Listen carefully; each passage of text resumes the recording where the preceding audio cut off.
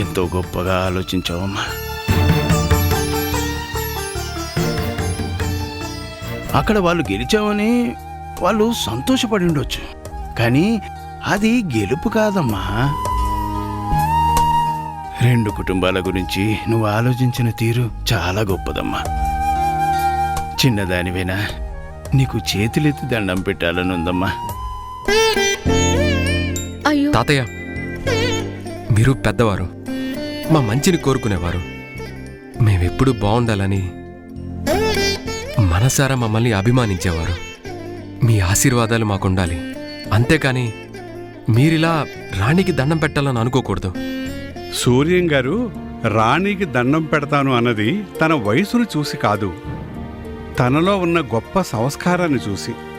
ఆ సంస్కారానికి అందరూ శిరస్సు ఉంచి నమస్కారం చేస్తారు, అందులో ఎలాంటి సందేహం లేదు. అమ్మా రాణి, మనతో ఏ బంధుత్వం లేని వాళ్ళు బాధపడకూడదని నువ్వింత గొప్పగా ఆలోచించావా? ఇప్పుడు చెప్తున్నానమ్మా, నాకు మళ్ళీ జన్మంటూ ఉంటే నువ్వు నా కడుపున కూతురుగా పుట్టాలి. అమ్మగా నేను నీకు పూర్తి మమకారాన్ని పంచాలి.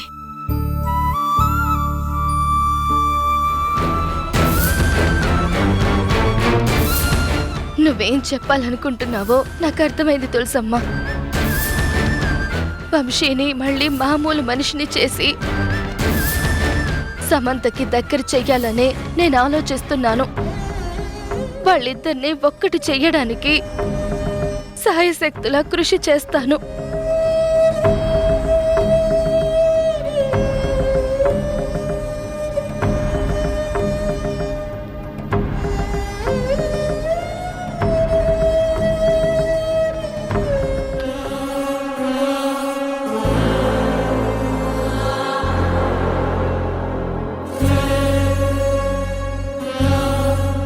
అమ్మ సీత, ఇంత పెద్ద మనసుతో ఆలోచిస్తున్న నీకు ఎప్పుడూ మంచి జరగాలని కోరుకుంటున్నాను.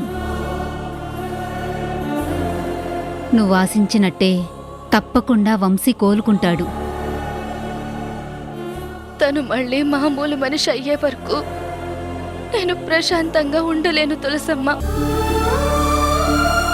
ఒకప్పుడు మనసారా ప్రేమించిన మనిషిని కదా, నా కళ్ళ ముందే నా వంశీ ఇలా ఉంటే నాకు చాలా కష్టంగా ఉంది.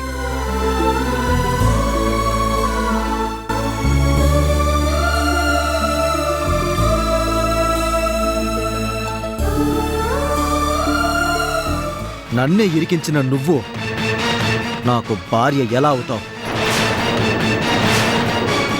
ఇంకా మన మధ్య బంధం ఎలా ఉంటుంది? ఏంటి గోపి ఆ మాటలు?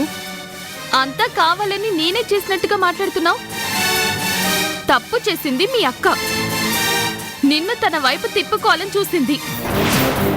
ఆ రాణి మా నుంచి నిన్ను దూరం చేసి వాళ్లతో కలిపేసుకోవాలని ఆ కుటుంబం ప్రయత్నించింది. అందుకే నిన్ను కాపాడుకోవడం కోసం మేమే ఇదంతా చేశాం. అందులో మా తప్పేముంది? నీ మీద ప్రేమతో తప్పక చేశాం, కానీ నువ్వు తప్పు చేసావని నిరూపించాలని కాదు.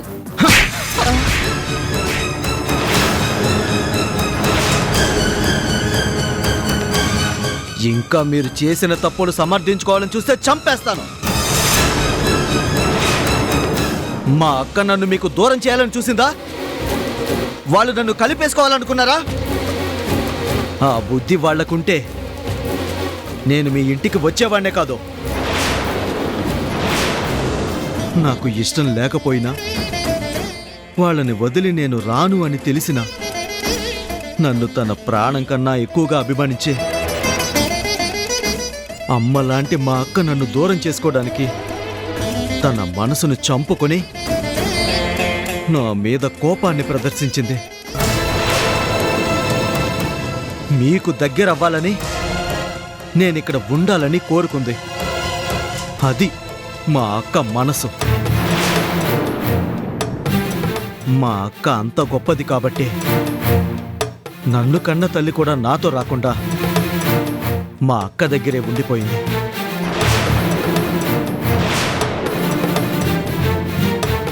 వాళ్ళంతా దేవతలు, వాళ్ళంతా మంచివాళ్ళు. ఆ మంచితనాన్ని తెలుసుకోలేక మీ మాయ మాటల్ని నమ్మిన నేను మూర్ఖుణ్ణయ్యాను. ఇప్పటికైనా నిజాలు తెలిసాయి కాబట్టి నేను ఎక్కడుండాలో నిర్ణయించుకున్నాను, ఎక్కడికి వెళ్లాలో నిర్ణయించుకున్నాను. అన్నీ నీ నిర్ణయాలతో జరిగిపోవు గోపి. నువ్వు నా కూతురు మెడలో తాళి కట్టావు. నీకు నచ్చినా నచ్చకపోయినా తనతోనే నువ్వు జీవితాంతం ఉండాలి. అయినా అలాగా జనాలతో కలిసి ఉండడానికి, అంతస్తుల్లో ఉండడానికి ఉండే తేడాని తెలుసుకో. ఇక్కడ నీకు అన్ని సుఖాలు ఉంటాయి, అన్ని వైభోగాలు ఉంటాయి. నువ్వు ఈ ఇంట్లో ఉంటే సంఘంలో నీకంటూ ఒక గౌరవం ఉంటుంది. కానీ నువ్వు ఆ ఇంట్లో ఉంటే అట్లమ్ముకునే దాని తమ్ముడు అంటారు. మిమ్మల్ని చిన్న చూపు చూస్తారు.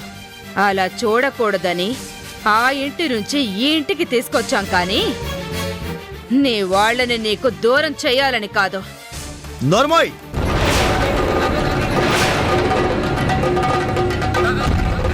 ఎత్తిన చెయ్యి మీ చెంప మీద పడ్డానికి 10 సెకండ్ల సమయం చాలు. కానీ ఎందుకు ఆగిందో తెలుసా? నేను కోపాన్ని కంట్రోల్ చేసుకోవడం కాదు, మా అక్క నన్ను ఆ సంస్కారంతో పెంచింది. ఎవరిని ఎలా చూడాలో, ఎవరితో ఎలా ఉండాలో మా అక్క నాకు నేర్పించింది. స్త్రీలను గౌరవించడమే మా అక్క నాకు నేర్పింది. అట్లా ముఖనే దాని తమ్ముడు కలెక్టర్ అయ్యాడని అందరూ అనుకోవడం కాదు. నన్ను కలెక్టర్ చేయడానికి, నన్ను ఈ స్థాయికి తీసుకురావడానికి మా అక్క ఎంత కష్టపడిందో ఆ కష్టాలు అందరూ చూశారు. అందుకే తనని అందరూ అంత గొప్పగా మెచ్చుకున్నారు. అది మీరు భరించలేకపోయారు. మీ స్వార్థం కోసం నన్ను దూరం చేసి దాన్ని త్యాగంలా మాట్లాడితే మర్యాదగా ఉండదు. ఇన్నేళ్ళు మీరు చేసిన కుట్రలేంటో తెలుసుకున్నాను, కుతంత్రాలు కూడా తెలుసుకున్నాను. అయినా ఏమీ చేయకుండా వదిలేసి వెళ్ళిపోతున్నాను అంటే అది మా అక్క నాకు నేర్పించిన మంచితనం, ఎదుటి వాళ్ళకిచ్చే గౌరవం. ఇవన్నీ నేను మా అక్క దగ్గర నుంచే నేర్చుకున్నాను. కానీ మీ దగ్గరేముంది? కుళ్ళు, స్వార్థం, కుతంత్రాలు, కుటుంబాల్ని విడదీయటం, డబ్బు, అధికారం. ఇవి తప్ప మీ దగ్గర ఏమీ లేవు. ఇలాంటి చోట నేను ఉండలేను. నేను నా వాళ్ళ కోసం వెళ్తున్నాను, నా కోసం వెళ్తున్నాను. గోపి వద్దు Gopi, please Gopi, please Gopi, please Gopi వెళ్ళకు, ప్లీజ్ ప్లీజ్ గోపి. బేబీ, ఎందుకే అనవసరంగా బాధపడతావు? కోపంలో ఇప్పుడు వెళ్ళిపోయినా ఏదో ఒక రోజు నీ కాళ్ళ దగ్గరకు వస్తాడు. ఎలా రప్పించాలో నాకు బాగా తెలుసు.